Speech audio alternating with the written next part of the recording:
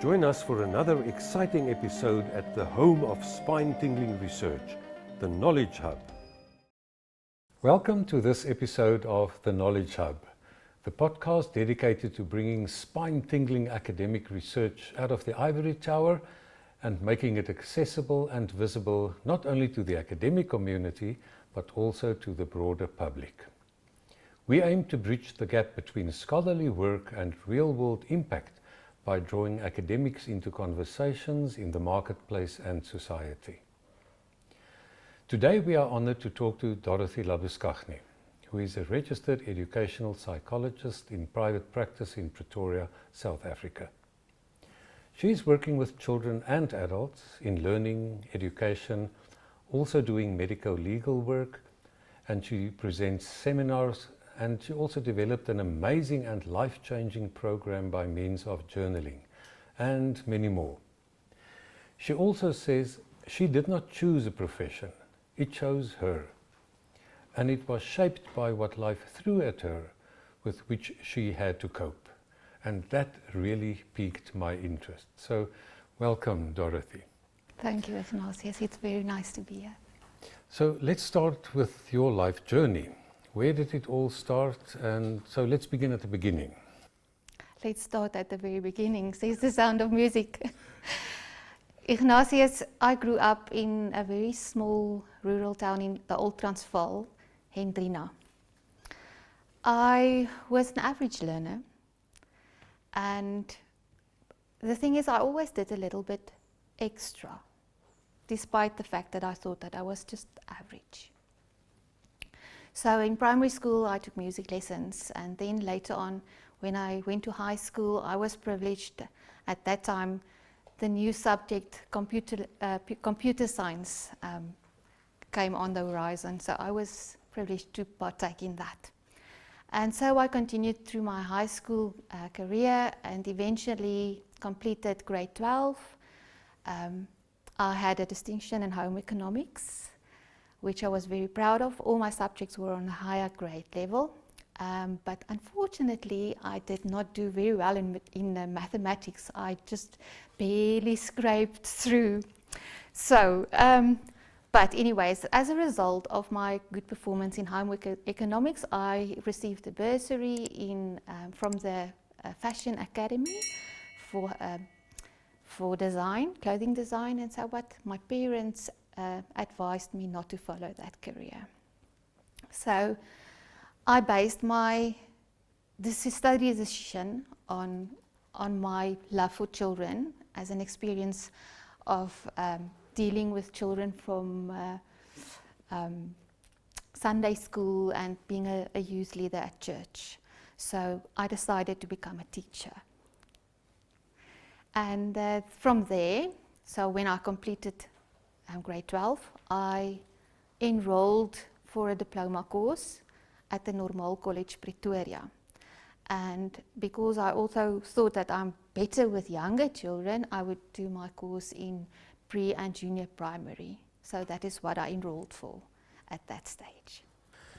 And did that satisfy you? Did you think, okay, this is what you would like to do the rest of your life? I believed that I'm a teacher. So this is where I thought my life was going to be a teacher. And did you stay with a primary school and pre-primary school, or did you do something else? So part of the diploma studies was that we had to choose one elective, and I thought that, well, I'm not a sports person, I would rather go then with the biology route. So biology was my elective. But one day something very interesting happened during the orientation week. I found myself in the wrong lecture hall. When I realized that it was not the biology class that I was expected, but actually the mathematics class, I made this decision that when the lecturer would turn his back, I would slip out. So, as my luck turned in that moment, the lecturer saw me and he called me back and he said, "So where are you going, lady?" And I said, "I think I'm in the wrong class." So he said, "No, you are in the right class. I said, "You don't understand, sir. I am not very well, I'm not very good in maths, so it's better for me not to take maths." And he said, "You know what? We need good math teachers. I promise you, if you stay, I will help you." So this is exactly what happened. I stayed, he kept his word, and I completed mathematics until the end of my 4th year, and I passed with distinction. So I must say, mathematics was not my only elective. I also took biology, so mathematics was the additional, the little extra I did at that stage. Yeah, well, so life threw at you a good teacher and just see what happened. And after your studies, did you go into school and practice? So during the study years for diploma studies, we have to do some practical teaching. So for the 4 years, every August, I went to one of the Pretoria schools and I did my practical teaching there. So at that stage, I made myself a promise that I would never go to a pre-primary school. I preferred the more formal, organized setting of a primary school. So at that stage, I saw myself as a primary school teacher. And when the time came, I also applied then for posts at a primary school, and I found a post at the Law School Teresa Park as a grade 2 teacher, and there was a little bit extra demands for me as well in the music division of the school. So this is where it started. And then you said the phase of motherhood came your way, and usually that is a career killer. So what happened with that? Did you stay at school? So Ignatius, I taught for 1 year after, before I got married, and then within 6 months after we got married, I fell pregnant. And it was one of my life decisions that one day when I have children, I would like to be at home for the first few years to give them that foundation. So it came suddenly upon me, but I stuck to my decision and then decided to resign as a teacher and to become a full-time mom. Yeah. And in that phase, how did you handle the studies and so on? Was it something that you actually pursued, or were you just focusing full-time just on being a mother? At that stage, Ignatius, I didn't study. Maybe I could put it in another way. I studied. I studied my child. I was so in love with this young little human being, and with my qualification as a teacher, I understood where was I going to with her education. It was a big responsibility for me.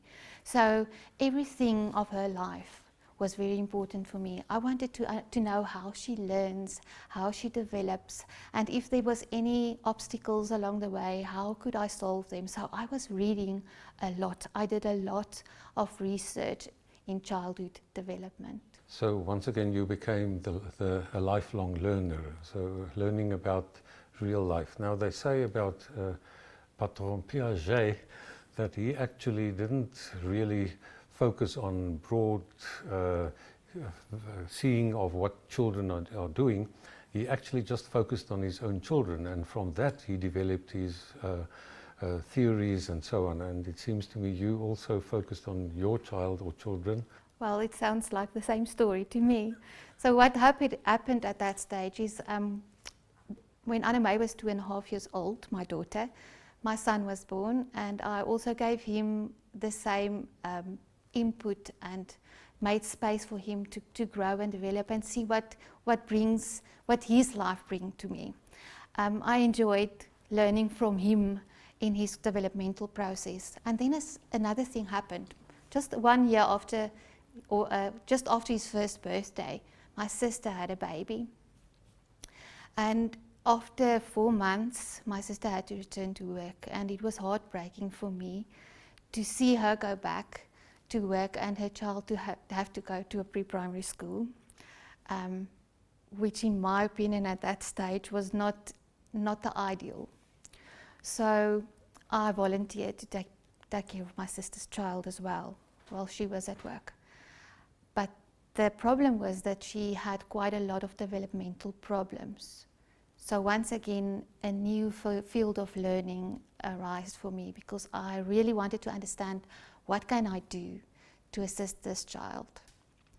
So at that stage, Eben turned 3 years old, and that was my rule. When my children turn 3, I will send them to preschool. I felt that at that stage, they were prepared to go into the outside world. So Eben went to a pre-primary school, and the day when I enrolled him there, the headmaster of the pre-primary school recognized me, and she said, you were one of the students that did your practical teaching here at our primary school. Are you not interested in come and be a teacher at the school? So once again, my life route changed. I went back to a pre-primary school, something I never thought I would do. Before we continue, let me tell you about a journal that's rethinking what academic publishing can be. The Journal of Exotechnology and Education, or JEXT in short, isn't your typical academic journal.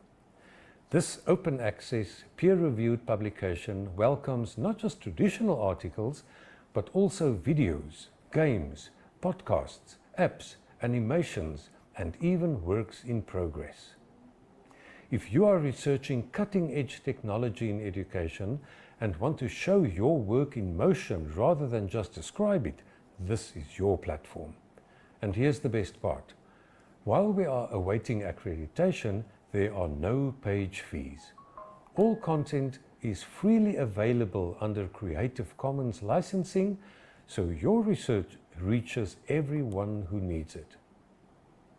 Ready to publish something truly innovative? Email Erna at olive@unisa.ac.za. That is olivee@unisa.ac.za, or visit their website to learn more. And that's JEXT, where educational technology research breaks free from static pages. Then you started to work at the school, at the primary school. Tell us about that phase in your life. Ignatius, yes, I think the first few years at home, being a parent, having to deal with the chaos of whatever comes to your table or day for the day, prepared me for the pre-primary school. It changed me. I developed as a person to be able to handle that environment. So my class was quite interesting at that stage because I had a diverse group of learners in front of me. I had to deal with an autistic child. I had to deal with some children with attention deficit disorder. There were children with learning difficulties, behavior difficulties, emotional difficulties. So once again, a whole new world of learning arose, and I made effort to see how I can be the best teacher for each and every one of them. The biggest issue for me at that stage was that the parents were not necessarily so positive, because for them I was only a preschool teacher, and sometimes I felt that they treated me as a nanny or a glorified nanny. So I felt frustrated at that stage because I knew a lot, but they were not acknowledging me for what I know without any qualifications, and you're just a preschool teacher. So I decided maybe I would need to do a qualification. So I decided maybe I should get a qualification. And what qualification then did you pursue? So at that stage, I only had a diploma. So I decided that I should do something that carries a little bit more weight. So I started to do some research. I initially thought that maybe I should become an occupational therapist, but the problem with that was that it's a full-time course. So in my research, I came across something called an educational psychologist. I never heard about anything like that before, but it sounded like something I would like to do. But the issue is I only had a diploma, so I first had to complete my degree. I enrolled at UNISA and completed my degree in 2 years. And then after that, I applied for admission to the Hans B.Ed Guidance and Counselling. And what a disappointment, because at the end of that year I was not selected for that course. I was so devastated at that moment, but I thought, this is not going to set me back. Maybe I should do my honours degree in early childhood development. So I enrolled the next year for my honours degree, and I completed it. And close to the end of the year, I decided I would reapply for admission to the honours B.Ed in guidance and counselling. And once again, I was not selected. I was very, very disappointed. But again, I decided it's not going to set me back. I will do something again, and I will keep on trying until they accept me. So I enrolled for modules in honours in inclusive education. So I went through the year. It was a course that was specifically focused on learning difficulties and how the system in South Africa works for children that need support and so on. So close to the end of the year, once again, I applied for admission to the honours degree in counselling and guidance, and I was selected. I was so relieved. I wrote exam that year. I can't believe how positive I felt, because my journey would start there to become exactly what I wanted to be, an educational psychologist. It seems to me actually life gave you quite a broad base coming up to educational psychology, from being a mother, pre-primary school teacher, primary school teacher, inclusive education, early childhood development. Did that help you with your master's degree in educational psychology? Ignatius, at the time when I enrolled for the honours degree in guidance and counselling, I was still teaching at the pre-primary school and being a full-time mom as well, in a sense, with full-time studies or part-time studies, which actually became a kind of full-time study because of all of the practical work that I had to do. It was quite a balancing trick to do. But after I completed the honours degree in B.Ed Guidance and Counselling, I enrolled for the master's degree, and the master's degree was quite hectic. And it had coursework, practical work, and also a thesis of limited scope. So I had to do some serious research. So at that stage, I resigned from the preschool, pre-primary school teaching, and went on just being a mother and a student. So because of all the practical work that I had to do, I tried to condense everything into a close proximity in moving, because you have to transport your children between activities and also be able to do your work and so on.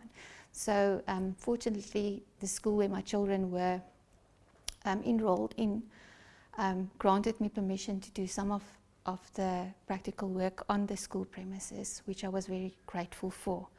So by the time that I had to do my thesis, I was also very aware of this situation at this specific school, which is a very high achieving academic school, between the children and the parents and the pressure and the competition. So I decided at that stage maybe I should do my research on that, and this is where I came upon the theme of my thesis.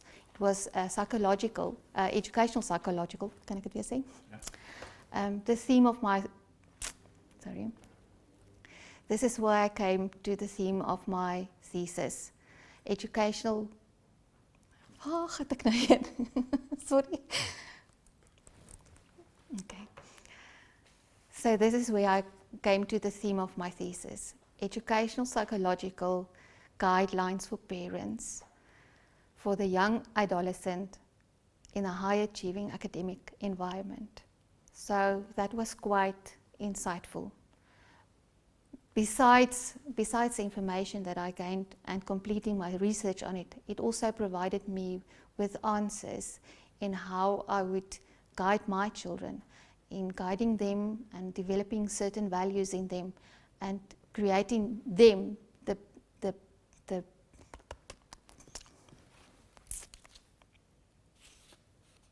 sorry. It was quite insightful because it also gave me the insight to understand how I should guide my children in developing the right values to make them flourish later in their lives, not feeling that they need to perform in order to be successful in life, but that they could be confident in who they are and work for themselves and also rest in the way that they learn and develop. Well, it seems to me interesting that you're actually now focusing on parents. So unpack the thesis or the theme actually a little bit, because you talk about educational psychology. You talk about educational psychological guidelines, and it is for parents of high achieving. You talk about educational psychological guidelines, and that is linked to parents or focused on parents, and the parents are of young adolescents, and they are in a high achieving academic environment. Now, were your children at that stage becoming adolescents or not, or were they still a bit younger? Yes, Ignatius, my children was already, my son was at that stage in grade 6, so he was just in that phase of being a young adolescent.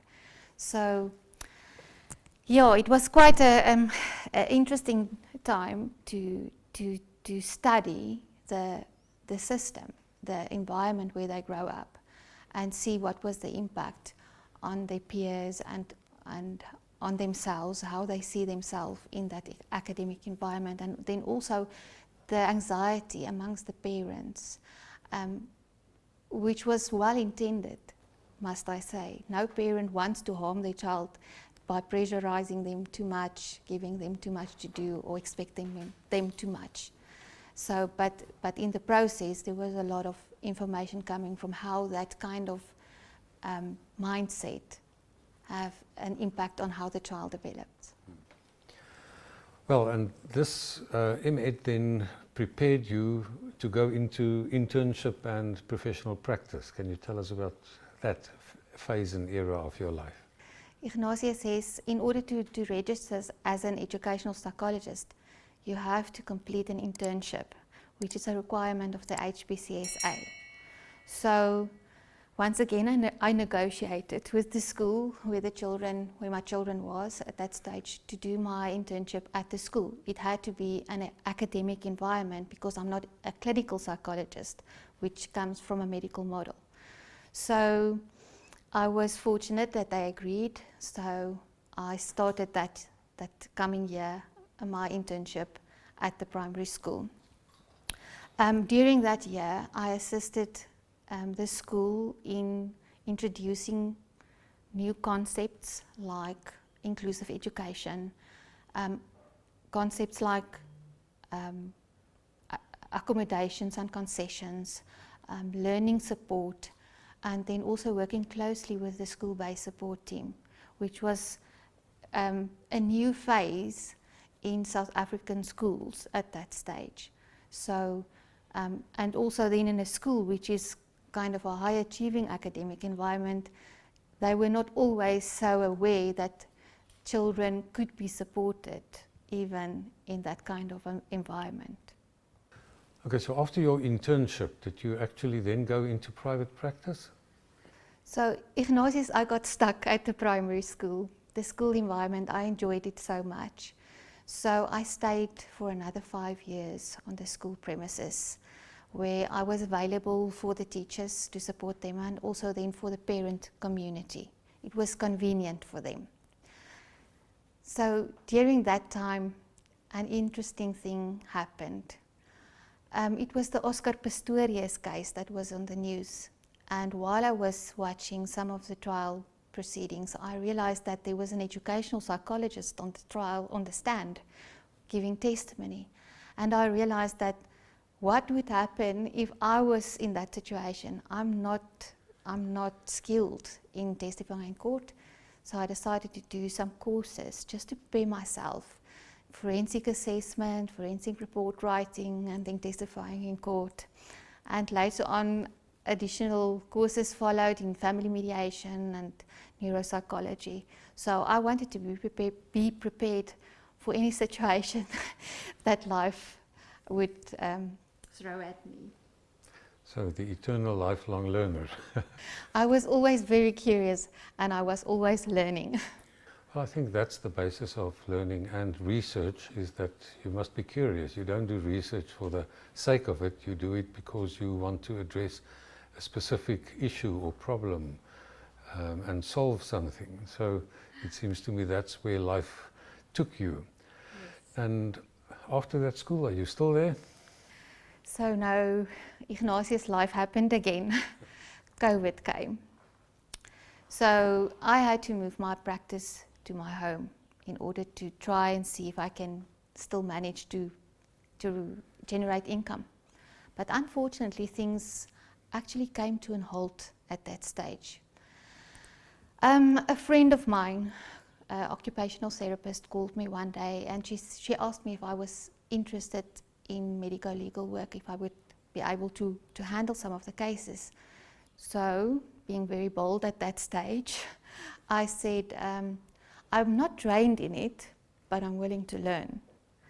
And so, it is now 6 years later, and almost 600 cases later, I'm doing medico-legal work, and my learning through the years, early childhood development, learning difficulties, forensic work, prepared me for the work that I do every day. And if you can kind of just summarize quickly the medico-legal work, what are the foci or focuses on, what are you actually focusing mostly on? So in a medico-legal world, for an educational psychologist, we focus on the cognitive impact of an incident or an accident on a person, maybe the functioning in a work environment from that perspective, also psychologically, developmental, career. So we compare how they are functioning now in comparison to where it was before the accident or incidents. And then your current work and philosophy, is it only medico-legal work? So no, Ignatius, I try to balance the scale. I'm also working with families, parents of children, individuals, where there is a focus on learning and development. So I must say I'm not a clinical psychologist, and so from a clinical psychologist perspective, we look at pathology maybe, but from an educational psychologist's perspective, my focus is from learning and development. I work with young children, I also work with older people, and yes, an educational psychologist may work with older people. The scope of practice of an educational psychologist is learning and development across the lifespan, so it is not just children or students. So I do individual therapy, trying to guide people through the lifespan in learning and developing themselves. Well, I think being the eternal learner and student, it seems to me you will be able to do that very well. Now, currently you developed, or recently you developed a journal writing course. Now, is journaling not just doodling, or is it actually really something solid and psychological? Ignatius, people use journaling for various purposes. You get people that do journaling for habit tracking, or maybe a gratitude journal, or maybe just brain dumping, or goal setting, or just sometimes emotional processing. So, being an educational psychologist, I asked myself from my experience in my private practice, where I realized that people struggle to develop certain skills and that they never learned how to use journaling in that process. So my focus started in how to teach people how to journal. And the question that I asked is, what would my approach be in that? So I decided that mastery would be my focus, because you have to master yourself and your personal development in the process. So I wanted to take a more scientific approach on it, and then from an educational psychological perspective, develop a learning and developmental process using journaling then as a tool to guide people through that process of personal development. So it's not just a random writing down of events or feelings or happenings during your day, but it's a structured course. So you actually guide people to come to terms with themselves, and what else actually, can you describe the pathway or the trajectory that you are guiding people through? Ignatius, I said that the course was scientifically founded. It's mastery based. So guiding through 6 levels of mastery, starting at the first one where you just become aware, and then from there on continue to the next level where you give meaning to certain things that you are aware of. And it continues up to where you learn to regulate certain things in your life, your thoughts and your emotions and so on. It's a guided process, which eventually gets to the point where you see yourself and find your identity. And I know people think that they know who you are, who they are, but in that process there's a lot of things that you do, a deeper delve to understanding who you are, how you operate, and what was the things that you use to give meaning to who you are and establish your identity. The thing is, we are continuously growing. You don't have a fixed identity from your early years until your old age.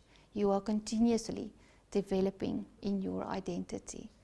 And then after you reinvented your identity, if I can say it, you find your intentionality. Where are you going in life, so that you can end up in level 6, where you have a legacy and where you are flourishing as a human being. So this is basically the 6 levels that you go through during my course.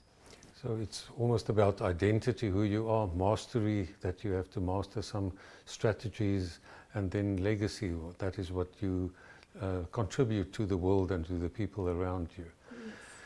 And well, it seems to me that's also reflecting or mirroring your life story, because you had different identities, from being a preschool teacher to a mother to becoming a scientist, and then in private practice. But once again, you are doing the scientific work but making it extremely practical, because all the way you were answering real life questions in your research and what you were doing. Maybe you already write in a journal, perhaps a gratitude journal or a bullet journal to plan your day. Maybe you only write when things become too much, and that's good. Every form of journaling has value. But what if there's more? There's a quiet place inside you, a place where you can think, feel, grow. But life is so loud that we forget to return there. What if you could take just a few minutes each day, with a pen in your hand and a blank page before you, just to be present, by yourself, for yourself, to become aware? What if journaling could become a path to self-mastery, a place where you truly get to know yourself, where you discover patterns, understand emotions, where you don't just write about your life, but begin to shape it? Journaling a laboratory for life, was designed with one purpose: to help you master yourself. 6 levels, 6 inner rooms, from awareness to flourishing, step by step, at your own pace. For you who are ready for deeper growth, or for you as a therapist or life coach, a powerful instrument to walk alongside your clients on their journey. Your next chapter begins with a blank page. Scan the QR code on your screen or send an email to info@facetoface.co.za. Maybe I should ask you also about courses that you present for parents of children, because that is something that you're also now developing. And one of the things that I know is that you send out questionnaires pre and post when you work with children. So what are the issues that parents currently experience? Now, once again, your master's thesis was about parents. What you got there and found there, and what you find now, what are the issues that parents wonder about? Are they similar? Did they change over time, or is it more of the same? Ignatius, I think it's always in a parent's heart to do the best or to give the best they can for their child. My experience is that there's a lot of anxiety amongst parents because they don't have the knowledge. And there's a lot of people in the world there that have a lot of opinions and in guiding parents in what is right and what to do. I think the perspective as well from that some of the people is not always from an educational perspective, but sometimes I get it from creating fear and more anxiety amongst parents. So my focus is I send out the questionnaires to understand what is the need. So a parent, when they complete the questionnaire, it's kind of a reflective exercise, but it gives me information that when I go and do a presentation or a workshop, I have hands-on knowledge that resonates with the parent group, and they can hear that I'm really actually hearing their hearts. It's not just me coming to present some knowledge. It is a real life problem for them, just as I had a lot of questions while I was growing with my children, but helping them to understand what is the process, the lifelong journey in growing with your child as a parent. And it should not be from a point of fear and anxiety, but to create confidence in the parents by achieving self-development. So they must also get to the point where they develop in themselves, but also get confidence then in being parents. Well, it seems life these days are so hectic, and they call it they talk about the VUCA world, which is volatile and uncertain and complex and ambiguous, and that people kind of don't have the time to think about anything else than their jobs and so on, and then parenting comes in. And what you do with a questionnaire seems to me, it stops them and forces them to think about the things of parenthood, and only then you get to the course, which I think is better, because just merely a course means that's just something that's just more information, but the reflection seems to me that is the basis, and that's also the kind of thing that you force people or you guide people to do in your journaling program. Ignatius, I want people to ask questions. I want them to ask, where do they get this information from? Who are the people that presents the information to them? Because not all information that is given to parents are scientifically based. Some of it is part of the social media, and it provokes more anxiety among people when the information is not factual based. It's more an emotional roller coaster that they create within parents, which actually then reflects in the children's lives and their development. Well, it seems to me you really came from the world and then got into the ivory tower, but you definitely got out of that into the real world and are basing what you are doing every day on good research, but also the practical questions. So that was absolutely fascinating to talk about this and to talk about your work and to talk to you. So thank you very much, Dorrithe. Thank you so much, Ignatius. It was very nice being here. Okay. Well, that's Dorrithe Labuschagne reminding us that lifelong learning isn't just a theory, it's the reality. And it becomes life-wide learning. And that is what we must all strive for. Well, from the Knowledge Hub, the podcast dedicated to bringing you spine-tingling academic research and bridging the gap between scholarly work and real-world impact. Until next time. If you are involved in research that you would like to share with the rest of the world, please contact us on knowledgehub@blue-marble.co.za.